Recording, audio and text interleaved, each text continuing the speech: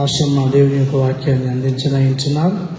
మరి వాక్య భాగము రజనీ సందీప్ గారు యోహాను సువార్త 19వ అధ్యాయము 26, 27 వచనాలు చదవాల్సింది మనవి చేస్తున్నాం. మరి శ్రీమతి ఎస్తేర్ రాణి ప్రార్థించాల్సింది మనవి.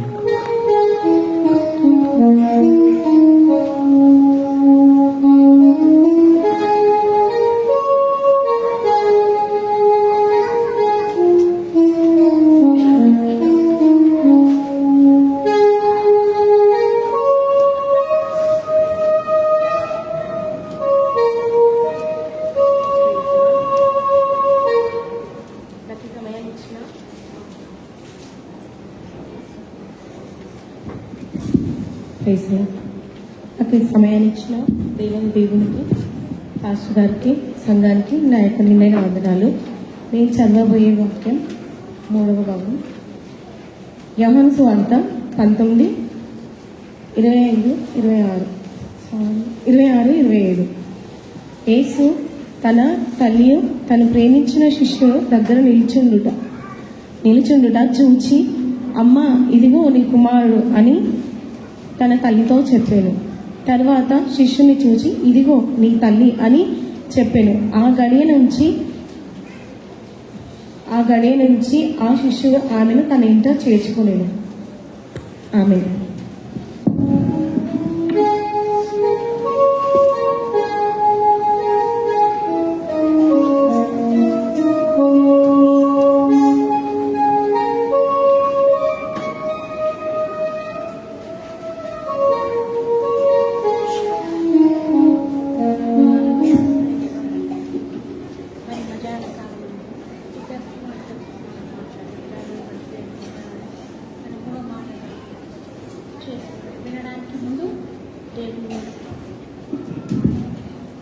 దేవుని ప్రార్థించుకున్నామని మనకు వినే శక్తిని, బలమును, దాన్ని అర్థం చేసుకుని నడుచుటకు మనకు సహాయం చేయుటకు దేవుడితో వేడుకున్నామని.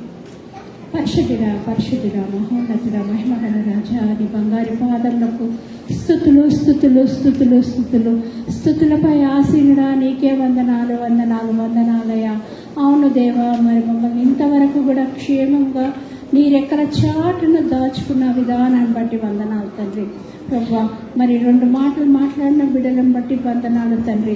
అవును ప్రభువా, ప్రతి మాటనైనా మేము విని వదిలిపెట్టకుండా తండ్రి దానిని అనుసరించుటకు మాకు సహాయం చేయమని వేడుకుంటున్నాం ప్రభువా.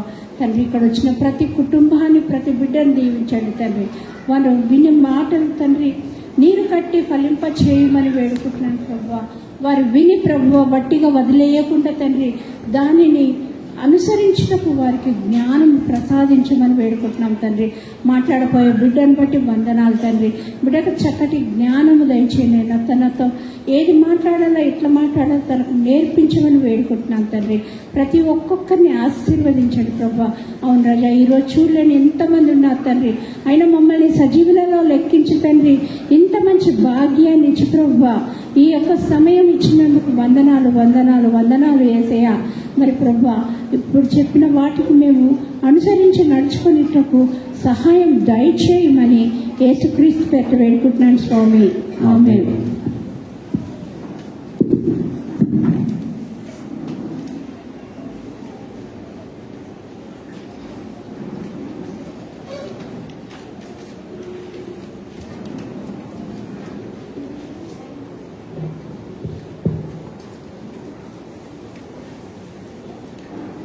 దేవుని పరిశుద్ధ నామమునకు మహిమ కలుగుగాక.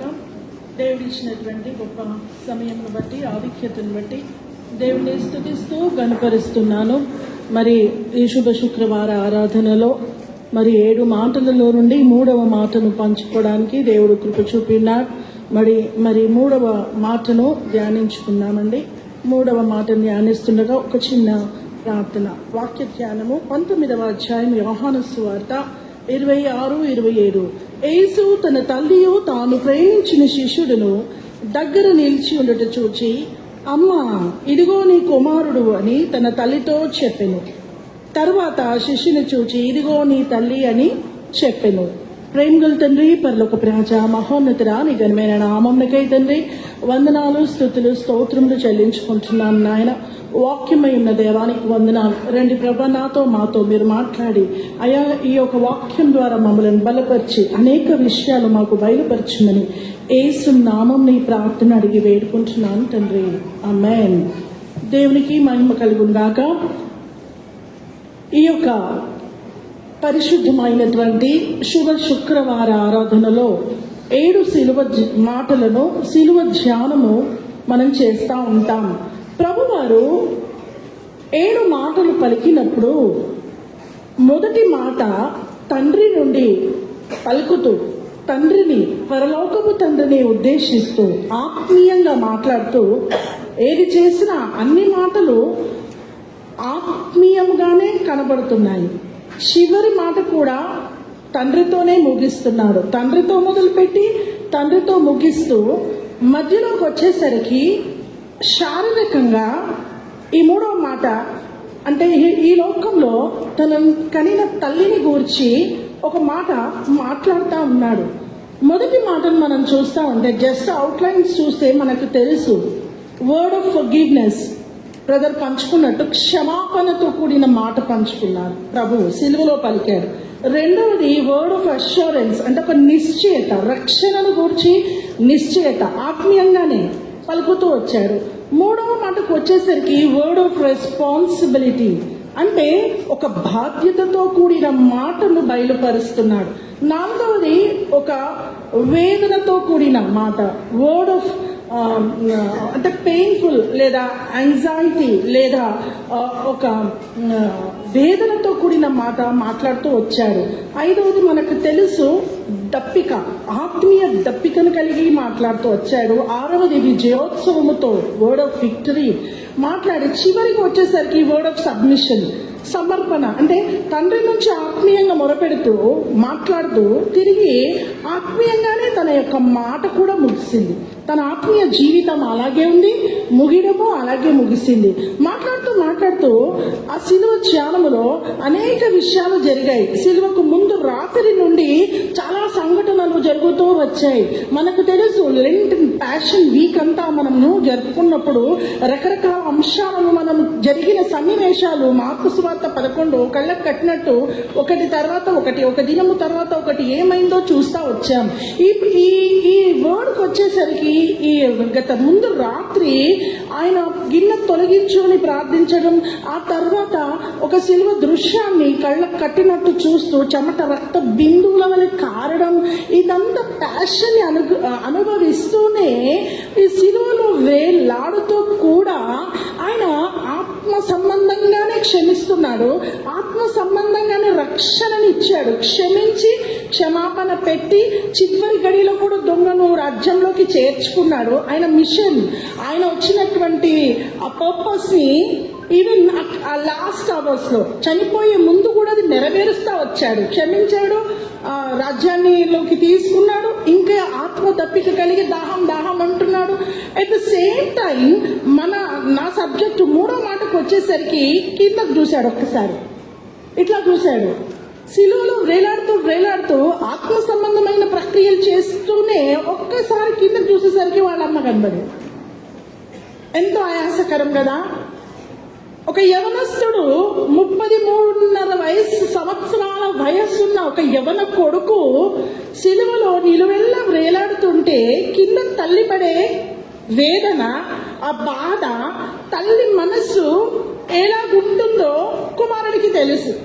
ఆ కుమారుడు పడుతున్న యాతన ఏంటో ఆ తల్లికి తెలుసు. మన పిల్లలకి ఏమన్నా అయితేనే మన ముందు వాళ్ళు కొట్టుకుంటే చూడలేము, మనం ఒక అరగంట లేట్ వస్తే తట్టుకోలేము. అంత నిలువెల్ల రక్తసిక్తమయ్యి రాత్రి అరెస్ట్ అయిపోయి మార్నింగ్ నుంచి 9 గంటల నుంచి పిలాతు 6 గంటలకు, ఉదయం 6 గంటలకు పిలాతు సమాజ మందిరం ముందు రాళ్లు పరిచిన స్థలమందు ఆయనను కూర్చోబెట్టారు. కొడుతున్నారు, గుద్దుతున్నారు, వస్త్రం వేస్తున్నారు, నిన్నెవరు కొట్టారో చెప్పంటున్నారు. ఇవన్నీ దూరం నుండి అందరూ అబ్జర్వ్ చేస్తానే ఉన్నారు. కొందరు గలిలియా నుండి వచ్చిన స్త్రీలు ఆయనను వెంబడిస్తూ వచ్చారు. అయితే ఇట్టే సమయంలో వారి వేదన ఇంత అంతా ఉండదు కదా. ఒక కుమారుడు నలగగొట్టబడుతుంటే ఏ తల్లికి ఉండదు. ఆల్రెడీ తల్లికి తెలుసు ఈ ప్రవచనం ఈ రోజు నెరవేరాలని. ఎందుకంటే సిమియోను ఆ చిన్న బాలుని లూకాసు వార్త 2వ అధ్యాయం కనుక మనం గమనిస్తా ఉంటే అక్కడ ఎలిజబెతు సిమియోనులు మందిరములో ఉన్నప్పుడు శిశువుకు సున్నతి చేయడానికి వెళ్ళినప్పుడు 2వ అధ్యాయం 40 కింద నుంచి చూస్తా ఉంటే ఆ బాబును ఎత్తుకొని నానా ఇప్పుడు నీ దాసుని కన్నలారా చూడనిచ్చుచున్నావు అని చెప్పి ప్రవచించి తల్లికిచ్చి నీ హృదయంలో ఏం దూసుకొని పోతుంది, ఒక ఖడ్గము దూసుకొని పోవును అనగానే ఆమె అట్లా ఉండిపోయింది. మళ్ళీ తర్వాత బాలుడు 12 ఏళ్ల వయసు ఉన్నప్పుడు వారు యెరూషలేము మందిరమునకు వెళుతూ ఉన్న సమయంలో బాలుడు ఏం చేస్తాడు, తప్పిపోతాడు. 3 రోజుల ప్రయాణం అంత దూరంలో ఈ యవన బాలుడు తప్పిపోయినప్పుడు ఆమె మర్చిపోతుంది. నెలవైన వారిలో ఎవరి దగ్గర ఉన్నాడులే ప్రయాణంలో అనుకుంటది. చూస్తే లేడు. మరలా వచ్చి చూడగా యెరూషలేములో ఈ 2వ అధ్యాయం చివరి ప్యాసేజ్ లో కనబడుతుంది మనకు. అక్కడ ఎక్కడున్నావయ్యా, నువ్వు ఎందుకు ఇంత మమ్మల్ని బాధపడి, నేను నీ తండ్రి నేను వెతుకుతున్నాను కదా అంటే, అమ్మా నా తండ్రి పనుల మీద ఉన్నానని నీవు ఎరగవా. అప్పుడు ఏం స్టేట్మెంట్ ఇచ్చాడు, నా తండ్రి పనుల మీద ఉన్నానని నీవు ఎరగవా. అంటే తన యొక్క పర్పస్ ఏంటంటే ఆత్మీయంగా తాను చేయవలసిన ఆత్మ కార్యాలు చేస్తూ తాను సేవలో ముందుకు సాగుతూ చిన్న బాలుడుగానే ఉన్నప్పుడు ఆత్మకార్యాలు ఆత్మీయమైన విషయాల మీద మనస్సు ఉంచాడు. తల్లి తన మనస్సులో అట్లా అన్ని భద్రం చేసుకుంటా వచ్చు. ఓహో ఆ మాటలన్నీ మరుగుగా చేసుకుంటుంది. ఖడ్గము దూసుకొని పోట ఇప్పుడు నెరవేరుతున్నప్పటికీ ఆ విషయములన్నీ ఆమె తన హృదయములో ఏమి చేసుకునేనంట. లూకాసు వార్త 41-42 ఏమంటాడంటే 52 వచనాలు చదివితే అక్కడ ఆమె తన మనస్సులో ఆ విషయాలన్నీ భద్రము చేసుకునేను. భద్రము చేసుకున్న ఈ తల్లి ఈ రోజు ఆ ఖడ్గం ఆమె దూసుకొని పోయినప్పుడు ఆమె వేదన ఇంత అంత కాదు. మనకు తెలుసు వేలాడుతూ ఉన్న గడియలో అందరినీ రక్షిస్తున్నాడు, క్షమిస్తున్నాడు, నాకు దప్పిక అవుతుంది అన్నాడు, నేను గెలిచాను, నాకు విజయోత్సవం అయింది, నేను సబ్మిషన్ అంత బాగానే ఉంది. ఒక్కసారి తల్లిని చూసినప్పుడు ఒక బాధ్యత గుర్తొచ్చింది. ఒక కుమారుడిగా నేను ఇప్పుడు సిలువలో వేలాడి చనిపోతాను, నా తల్లి ఎట్లా, నా తల్లి బాధ్యత ఏంటి అని పక్కనున్న ప్రియ శిష్యుడు, రొమ్మున ఆనుకున్న ప్రియ శిష్యుడు ఎవరండి, యోహాను. ఆ యోహానుకి అంటాడు, అమ్మని చూసి అంటాడు ఇదిగో నీ కుమారుడు. ఆ కుమారుని చూసి అంటాడు ఇదిగో నీ తల్లి. అంటే ఇద్దరికి మీ అమ్మ, ఇదిగో నీ తల్లి, ఇదిగో నీ కుమారుడు. అంటే యేసు ప్రభుకు అన్నదమ్ములు లేరా అంటే, తొడబుట్టిన అన్నదమ్ములు ఉన్నారా లేదా అన్నది మాటకు వస్తే, సలోమియు ఈ మరియా యొక్క సహోదరి అయిన సలోమియు, యాకోబు, యోసే, సీమోను, యూదా అనువారు అక్కడ ఉన్నారు. వీరు ఎవరెవరు అవుతారంటే స్వయాన కజిన్స్, తమ్ముళ్ళు. వారికి ఎందుకు అప్పచెప్పలేదు ఆ విషయం లూకాసు వార్త 13వ అధ్యాయంలోకి వస్తే అక్కడ మనకు కనబడతా ఉంటుంది. మత్తయి వార్త 13వ అధ్యాయం 55-57 మీరు చదువుకొని అండర్లైన్ చేసుకోండి, నాకు సమయం సరిపోదు. 55-57 చూస్తే అక్కడ అతని సహోదరి మనులందరూ అక్కడే ఉన్నారు, అతని అన్నతమ్ముడు అక్కడ ఉన్నారు, కజిన్స్ సో కాల్డ్ పీపుల్. అంటే సొంత చిన్నమా వాళ్ళ పిల్లలు ఈయన, అంటే వాళ్ళకి ఎందుకు అప్పచెప్పలేదు, యోహానికి ఎందుకు అప్పచెప్పాడు? ప్రియ శిష్యుడు, నమ్మకమైన శిష్యుడు, యేసు బొమ్మను ఆనుకొనిన శిష్యుడు ఈ యోహాను. యేసుకు తెలుసు నేను ఎవరి చేతిలో నా తల్లిని పెడితే నా తల్లిని క్షేమంగా చూసుకుంటారు.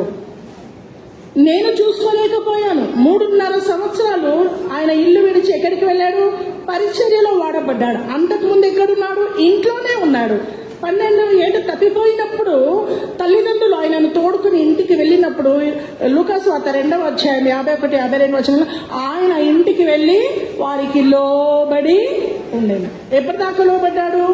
ఆయన పరిచర్యకు వచ్చి పని చేసుకునే వరకు తల్లిదండ్రులకు లోబడే బ్రతికాడు. ఆయన ఆజ్ఞను నెరవేరుస్తున్నాడు. నిర్గమకాండం 20వ అధ్యాయం 12వ వచనంలో ఒక వాక్యం ఉంది. ఏముంది? 20వ అధ్యాయంలో అక్కడ ఏం కనబడతాయమ్మా మనకు? 10 ఆజ్ఞలు కనబడతాయి కదా. 10 ఆజ్ఞలలో ఒక ఆజ్ఞ, 5వ ఆజ్ఞ ఏంటి? నీవు భూమి మీద దీర్ఘాయుష్మంతుడు వగునట్లు నీ తల్లిని నీ తండ్రిని సన్మానించు. ఆజ్ఞలలో 5వ ఆజ్ఞ, నీ తల్లిని నీ తండ్రిని నీవు సన్మానించు. ప్రభువారు ధర్మశాస్త్రములోని ఆజ్ఞను అక్షరాల నెరవేరుస్తున్నాడు. తల్లిని తండ్రిని సన్మానించు, రెస్పెక్ట్ దెమ్ అన్న మాటని బాధ్యతగా తీసుకుని నేను 3.5 సంవత్సరాలు ఇల్లు విడిచి పరిచర్యలో తిరిగినప్పటికీ చివరి గడిలో బాధ్యత గుర్తొస్తుంది. ఎందుకు? నేను దూరం ఉన్నా వాళ్ళు చూసుకున్నారు. ఇప్పుడు నేను చనిపోయినాక కూడా, నేను ఎత్తబడినాక కూడా నన్ను కనిన నా తల్లిని ఒకరికి అప్పచెప్పాలా? ఎవరికి? నమ్మకమైన శిష్యుడికి. ఎంతో మంది ఉన్నారు, సహోదరులు సోదరీమణులు, వారికి ఎవరికి అప్పచెప్పలేదు. చూడగలిగిన వాళ్ళకి అప్పచెప్పాడు. ఆజ్ఞను పాటిస్తూ వచ్చాడు. ఏ పిల్లలైతే కుమారులు కానీ, అప్పట్లో ద్వితీయోపదేశ కాండం 21వ అధ్యాయము 18వ వచనంలో ఒక మాట ఉంది, ఎవడైనను తండ్రినైనను తల్లినైనను దూషించిన, సరిగా ఆజ్ఞలు కట్టడలు అంటారు నెరవేర్చకపోతే రాళ్లతో కొట్టి చంపాలని ఉంది. విధేయుడు కాని ఎడల్లా అని అక్కడ వాక్యం ఉంది. కానీ ఈ కుమారుడు విధేయుడయ్యాడు. ఈరోజు దేవుడు మనకు ఒక సిలువలో వేలాడుతూ మరణించే ముందు కూడా ఒక బాధ్యతను వహిస్తూ మన ముందు ఎగ్జాంపులరీ లైఫ్ ని జీవిస్తున్నాడు. అంటాడు, అమ్మా ఇదిగో నీ కుమారుడు, కుమారుడా ఇదిగో నీ తల్లి. అంటే ఎంత బాధ్యతను తీసుకుంటున్నా. ఈరోజు నీవు నేను మన తల్లిదండ్రుల ఎడల దేవుని ఆజ్ఞను నెరవేరుస్తున్నావా కదా? ఏమంటారు? పిల్లలారా మీ తల్లిదండ్రులకు విధేయులయ్యుండుడి, ఇది ఆజ్ఞ. అన్నీ తెలిసి లక్ష్య పెట్టని వారంగా ఉంటాము. ప్రభువే మాదిరి చూపినప్పుడు ఆయనను ఇప్పటిదాకా లేఖనాలు చదివినట్లు మీరు నన్ను పోలి నడుచుకొనుడి అన్నాడు. ఈ స్త్రీ, ఈ తల్లి అనేకులు ఉన్నప్పటికీ ఎవరికి అప్పగింపబడలేదు, నమ్మకమైన శిష్యుడికే అప్పగించబడింది. ఎవరు ఉన్నామో ఈరోజు నమ్మకమైన వారంగా మన తల్లిదండ్రులను చూసుకోవటంలో, మనము బాధ్యత వహించుటలో, ఆత్మ కార్యాలు జరిగిస్తూనే ఇహలోక సంబంధమైన తల్లిదండ్రుల పట్ల అంటే లేఖనం నెరవేరుస్తున్నాడు, ధర్మశాస్త్రాన్ని నెరవేరుస్తున్నాడు. చూడండి, ఒకవేళ తల్లిదండ్రులకు అవిధేయులైతే, తల్లిదండ్రికి విధేయత చూపకపోతే రాళ్లతో కొట్టి చంపమనుంది. కానీ ఈయన విధేయుడయ్యాడు అంటే పాటించాడు. ఈరోజు మన పరిస్థితి ఏంటి? అన్నీ తెలిసి ఆజ్ఞలు మీరుతుంటాం, అన్నీ తెలిసి వాక్యాన్ని పెడచేవిని పెడుతుంటాం, అన్నీ తెలిసి ఇది నాకు కాదులే అనుకుంటూ ఉంటాం కదా. మన బాధ్యత పరిచర్య చేస్తూనే. ఒకసారి ఇదే విధంగా మత్తయి సువార్త 12వ అధ్యాయంలో 46వ వచనంలో ఒక మాట ఉంది. అక్కడ యేసును ఆయన సహోదరులను మరి ఆయనను చూడటానికి వస్తారు. అప్పుడు శిష్యులు వచ్చి అంటారు, ప్రభువా నీ తల్లియు నీ సహోదరులను నేను చూడటానికి వచ్చారని చెప్తారు. అంటే మీరు జస్ట్ నోట్ చేసుకోండి, తర్వాత చదువుకోండి. అంటే నా తల్లి ఎవరు, నా శిష్యులు ఎవరు? నా తండ్రి చిత్తము చొప్పున చేయువాడే నా తల్లి నా శిష్యులు అన్నాడే. మరి ఇప్పుడు వచ్చేసరికి అమ్మా ఇదిగో నీ కుమారుడని ఒక బాధ్యత చూపిస్తున్నాడు. అవసరమైనప్పుడు చూడండి, కొన్నిసార్లు మనం ఏం చేస్తూ ఉంటామంటే మార్కు సువార్త 7వ అధ్యాయములో ఒక్కసారి ఇది చదవండి చాలు. మార్కు సువార్త 7వ అధ్యాయము, అక్కడ మన ఆచారాలు, మనం పారంపర్యాచారాలను అనుసరిస్తూ నేను సేవలో ఉన్నాను, నేను పర్టికులర్ గా సెపరేటెడ్ ఉన్నాను, నేను సెట్ అపార్ట్, నాకు నా పనులు నాకున్నాయి, నాకు ఇదంతా పట్టించుకునే టైం లేదు అనుకునే వాళ్ళ గురించి ప్రభువు ఒక మాట చెబుతూ ఉన్నాడు. చూడండి 7:8, మీరు దేవుని ఆజ్ఞను విడిచిపెట్టి మనుష్యుల పారంపర్యాచారమును గైకొనుచున్నారు, మరియు ఆయన మీరు మీ పారంపర్యాచారమును గైకొనుటకు దేవుని ఆజ్ఞను బొత్తిగా నిరాకరించుదురు. 10వ వచనం అందరం చదువుదాం. నీ తల్లిదండ్రులను గణపరచవలెననియు తండ్రినైనను తల్లినైనను దూషించువానికి మరణశిక్ష విధింపవలెనని మోషే చెప్పాను కదా. అయినను మీరు ఒకడు తన తండ్రినైనను తల్లినైనను చూచి నా వలన నీకు ప్రయోజనమగునది ఏదో అది కొర్బాను అనగా దేవార్పితమని చెప్పిన ఎడల తన తండ్రినైనను తల్లినైనను వారిని ఏమీ చేయనియక. ప్రభువు గుర్తు చేస్తున్నాడు, మీరు పారంపర్యాచారములను ఆచరిస్తూనే మీరేమనుకుంటున్నారంటే నేను ప్రత్యేకింపబడ్డాను, నేను దేవార్పితము, నేను నా పనులు నాకు ఉన్నాయి, నా సేవ నాకు ఉంది, లేకపోతే ఇంకా ఎక్స్పోజర్ నేను ఏదో ఉన్నాను, నేను దేవునికి కుర్బాన్ అయిపోయినాను, నేను చూసుకునే టైం లేదంటే ఏం లాభము అంటున్నాడు. అవును, కొన్నిసార్లు నిర్లక్ష్యం చేస్తుంటాం. ప్రభు కూడా మిషన్లోనే ఉన్నాడు, ప్రభు కూడా ఆత్మకార్యాల్లోనే ఉన్నాడు.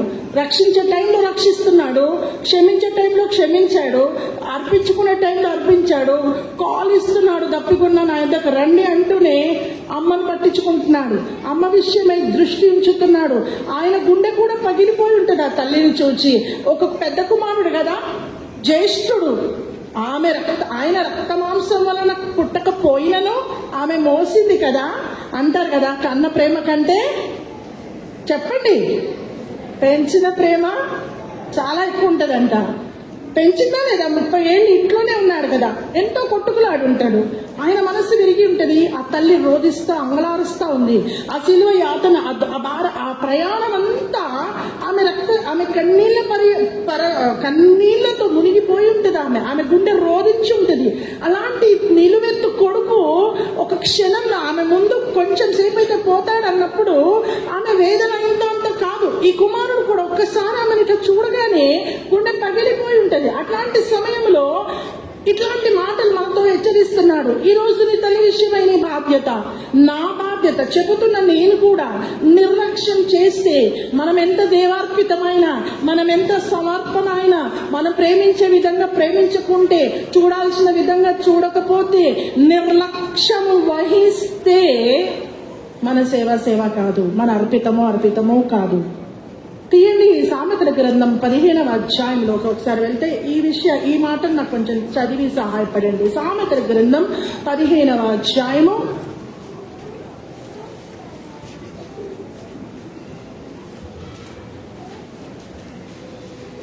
సామెతల గ్రంథము 15వ అధ్యాయము 20వ వచనం. జ్ఞానం గల కుమారుడు తండ్రిని సంతోషపెట్టును, బుద్ధిహీనుడు తన తల్లిని తిరస్కరించును. జ్ఞానం గల కుమారుడు ఏం చేస్తాడు? తండ్రిని సంతోష పెడతాడు, తల్లిని సంతోష పెడతాడు. బుద్ధిహీనుడు ఏం చేస్తాడు? తిరస్కరిస్తాడు. నాకు అవసరం లేదులే అంటాడు. అందుకే పెద్ద మనుషులు అంటారు, ఇప్పుడు వాడికి రెక్కలు వచ్చినాయి చెప్పండి, ఎగిరిపోయిండు. అట్లానే ఉంది మన వైఖరి. అంత అయిపోయింది, స్టడీస్ అయిపోతాయి, యవనం అయిపోతుంది, బాల్యం అయిపోతుంది, యవనం అయిపోతుంది, ఒక ఇంట్లో అయిపోతాం, ఒక ఉద్యోగం వస్తుంది, ఒక స్టేట్, ఒక లెవెల్, అన్నీ వస్తాయి. చిన్నప్పటి నుంచి నిన్ను అల్లారు ముద్దుగా ఎత్తుకొని పెంచి గోరు ముద్దలు పెట్టి నీ కొరకు చేయాల్సిన చాకిరి చేసి వాళ్ళు ముద్ద పెట్టుకొని తింటున్నప్పుడు ఆ పిల్లలు ఎంత చేయకూడని పనులు చేస్తారు కదా, అన్నీ చేస్తారు. తినేటప్పుడే చేస్తారంట. అప్పుడు ఆ చేయితోనే వెళ్ళి ఎత్తుకుంటుంది, కడుగుతుంది, అన్నీ మర్చిపోతాం కదా.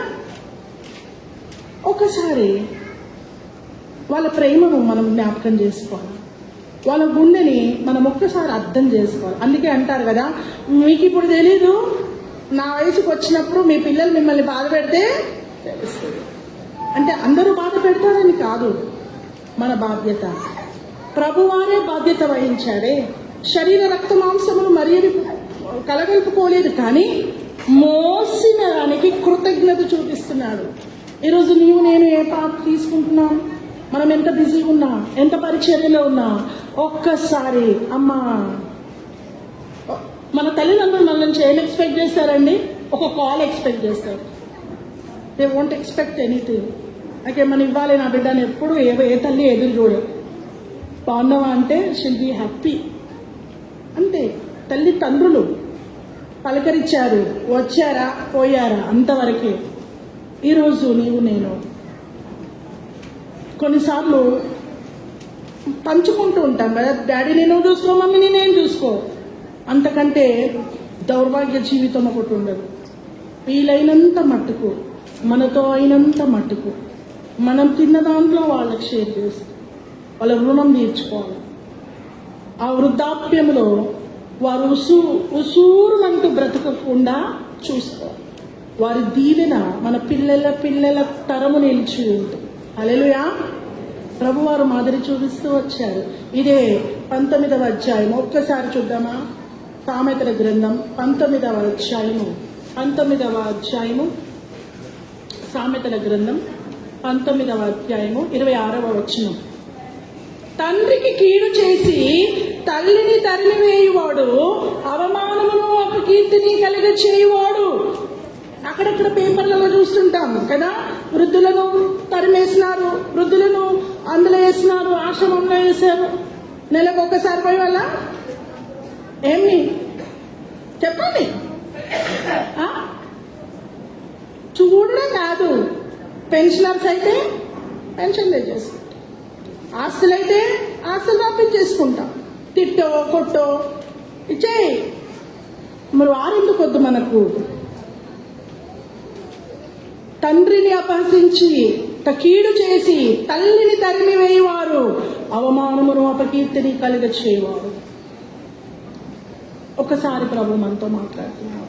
నువ్వెంత బిజీ ఉన్నా, నువ్వే పరిస్థితిలో ఉన్నా, ఎంత పెద్ద పరిచర్యలో ఉన్నా, ఎంత పెద్ద ఆత్మకార్యాలు, ఎంత పెద్ద పరలోక సంబంధమైన విషయాలు మనం ఉన్నా, బాధ్యత వహించాం. ఆజ్ఞ అతిక్రమమే. నేనేం పాపం చేయట్లేదే, నేను అంత కరెక్ట్గా నా పరిచర్యలో లేచింది మొదలుకొని పడుకునే వరకు బిజీ పరిచర్య అంటే ఆజ్ఞ ఒకటి ఏదో ఎక్కడో మీరుతున్నావు. ఆ ఆజ్ఞ అతిక్రమమే పాపము. 23వ అధ్యాయం సామెతల గ్రంథం 23 వచనం చెప్పమ్మా. 23 22. ఆమెను నిర్లక్ష్యము చేయకుము, సత్యమును అమ్మివేక దాని కోణి ఉంచు. నీ తల్లి ముదిమి అంటే వృద్ధాప్యమందు, వారు యవనంగా ఉన్నప్పుడు వారన్నీ చేస్తారు. వారు జ్వరం వచ్చినా వాళ్ళకి ఎంత సహకరించినా మార్నింగ్ లేస్తాడు. పెద్దోడు పోవాలా, చిన్నోడు పోవాలా, పాప పోవాలా, బాబు పోవాలా, భర్త పోవాలా, ఇన్ని డబ్బాలు కట్టేస్తుంది. అన్ని టైంకి కట్టి పెట్టి ఉద్యోగం వచ్చే వరకు పంపిస్తుంది. అవసరమైతే పెళ్ళైనాక కోడలికి కూడా డబ్బా కడుతుంది. ఆమె ఒక ఇంత పిడికెడు తినే టైంకి నువ్వు ఆ పిడికెడు పెట్టకపోతే అది ఎప్పటికీ నిలిచి ఉంటుంది. ఒకసారి జ్ఞాపకం చేసుకుందామా? అమ్మా ఇదిగో నీ కుమారుడు అని ప్రభు అన్నాడు అన్న మాటనే మనం లక్ష్య పెడుతున్నాం, కానీ దాని వెనుక ఎంత మర్మము దాగి ఉంది. ఆ వేదనలో కూడా వ్రేలాడుతూ కూడా తన సహోదరులకు అప్పచెప్పలేదు, తన ఓన్ బ్రదర్స్కి అప్పచెప్పలేదు, వాళ్ళ ఇంటోళ్ళకు, చిన్నమ్మలకు, పెద్దమ్మలకు అప్పచెప్పలేదు. నమ్మకమైన శిష్యునికే అప్పచెప్పాడు. ఎందుకంటే నా తర్వాత నా తల్లిని నమ్మకంగా చూసుకునేవాడు ఈయనే. యేసుప్రభు చూసినంత ప్రేమగా చూసుకుంటాడేమో, మీతో కాకపోతే చూసుకునే వాళ్ళకన్నా తల్లిదండ్రులను అప్పచెప్పుదాం, కనీసం అలాంటి ఫెసిలిటీస్ అన్న అప్పచెప్దాం. కానీ నిర్లక్ష్యంగా వాళ్ళను అప్పచెప్పకండి. దేవుడు మనతో మాట్లాడుతున్న మాట. ఇంకొక మాట నేను చెప్తాను. 27. నీ తల్లిదండ్రులను నీవు సంతోషపెట్టవలెను, నిన్ను కనిన తల్లిని ఆనందపరచవలెను. ఇంతకంటే గొప్ప భాగ్యమే మనకేం దొరుకుతుంది?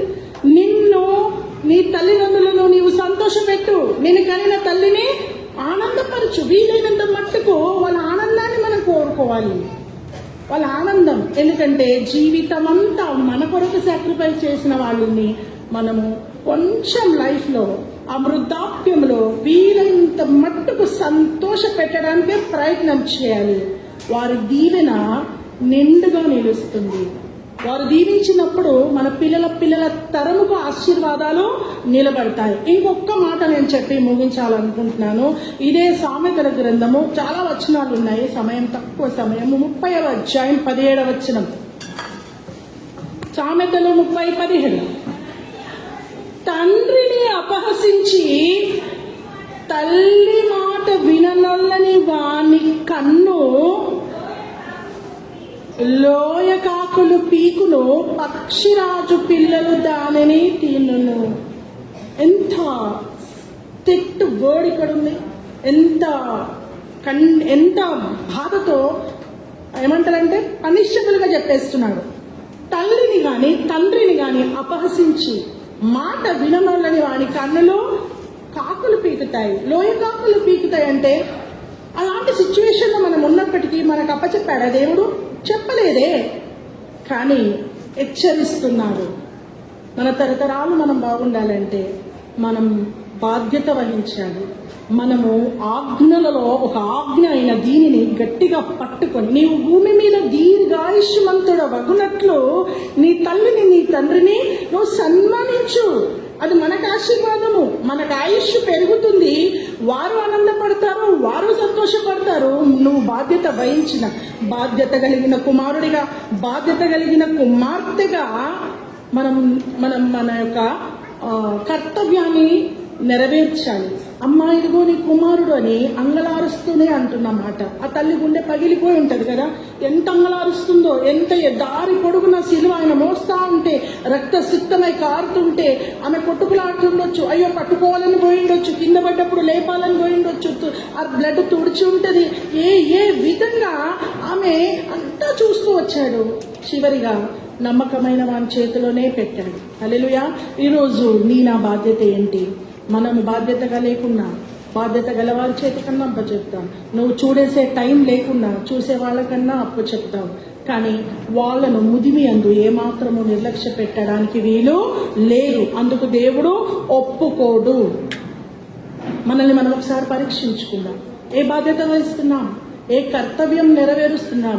నేను అంతా చేసిన, అన్ని ఏర్పాట్లు చేసిన, నాకు అవసరం లేదా అనడానికి వీలు లేదు.